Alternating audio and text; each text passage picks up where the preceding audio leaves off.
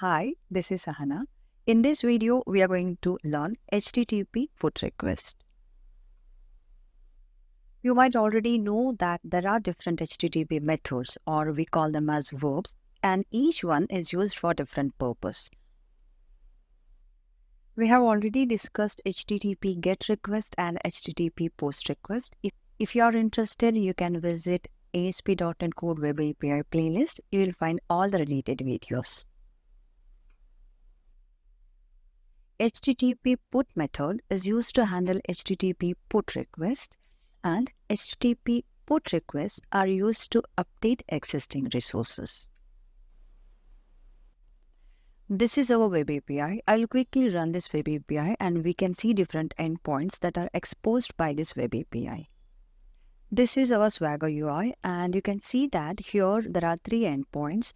2 are able to handle HTTP GET request and 1 handles HTTP POST request.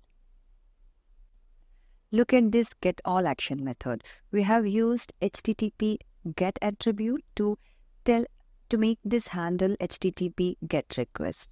Same way, we have one more action method. This is create to do item. We have decorated this action method with HTTP POST attribute. This way, this action method handles HTTP POST request. Let's add one more action method.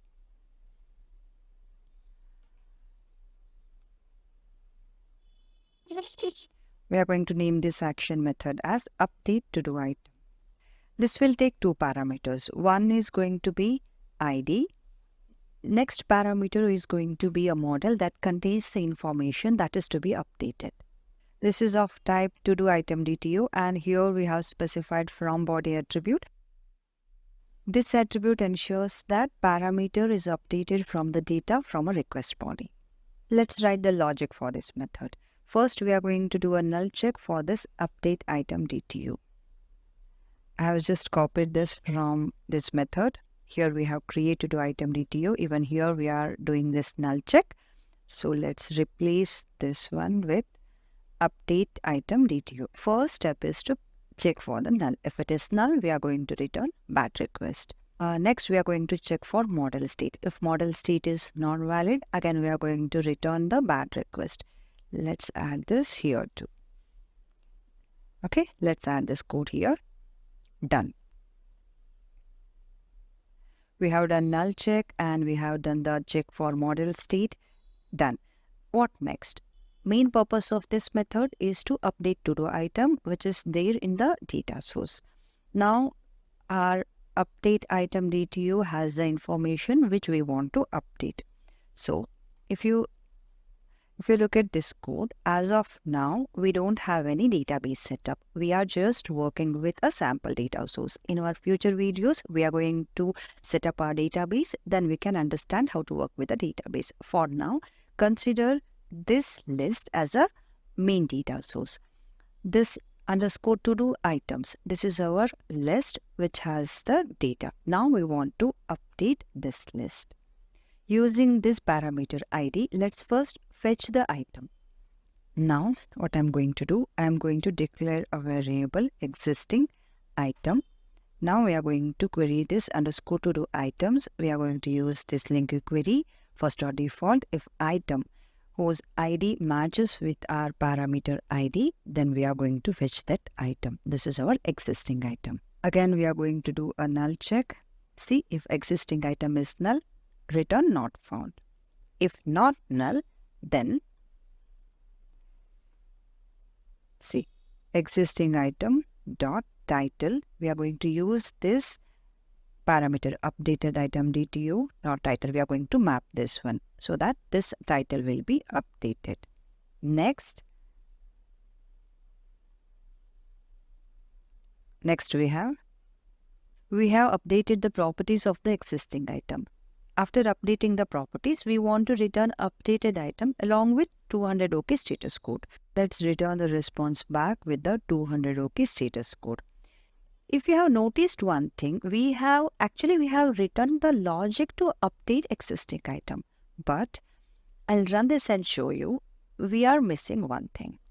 Let's run this API now. See, If we run this API, we are getting error message, fail to load API definition. This is because we have this action method, but we have not specified which HTTP method this action method is going to handle. Now, let's do one thing. Let's decorate this method with HTTP put attribute. See, I have added this HTTP put attribute. Here ID is the placeholder. This method will take ID as parameter, so we have specified placeholder here. Now let's save this and run it again. See, now we are able to load API definition. This API has 4 endpoints. Now what we can do, we can pass ID. What we can do, let's execute this get all first. See, here we have 2 items. One is with ID 1 and this one is with ID 2. Now let's try to do one thing. Let's try to update this title task 2 to something different. Now, okay, let's pass ID as 2.